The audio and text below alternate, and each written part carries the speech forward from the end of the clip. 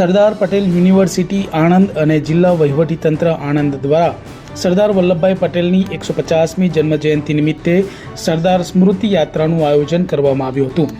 સરદાર પટેલ યુનિવર્સિટીના પટાંગણમાં સરદાર પટેલની પ્રતિમાને પુષ્પાંજલિ અર્પણ કરી સરદાર સ્મૃતિ યાત્રાનો આરંભ કરવામાં આવ્યો હતો. ત્યારબાદ ભાઈકાકા સ્ટેચ્યુએ શ્રદ્ધાસુમન અર્પણ કરવામાં આવ્યા હતા. આ કાર્યક્રમમાં રાજ્યકક્ષાના મંત્રી કમલેશભાઈ પટેલ ખાસ ઉપસ્થિત રહ્યા હતા. તેઓએ પણ સરદાર પટેલની જન્મજયંતિના અવસરે એક ભારત શ્રેષ્ઠ ભારતના નારાને બુલંદ કરવા નગરજનોને અપીલ કરી હતી.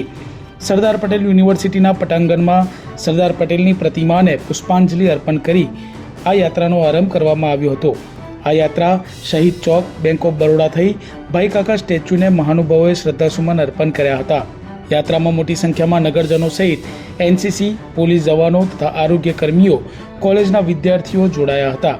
આ પ્રસંગે જિલ્લા પંચાયતના પ્રમુખ હસમુખભાઈ પટેલ, ધારાસભ્ય યોગેશ પટેલ, જિલ્લા કલેક્ટર પ્રવીણ ચૌધરી, કરમસદ આણંદ નગરપાલિકાના મ્યુનિસિપલ કમિશનર મિલિંદ બાપના, જિલ્લા વિકાસ અધિકારી દેવાહુતિ, જિલ્લા પોલીસ અધિક્ષક ગૌરવ જસાણી સહિતના આગેવાનો ઉપસ્થિત રહ્યા હતા.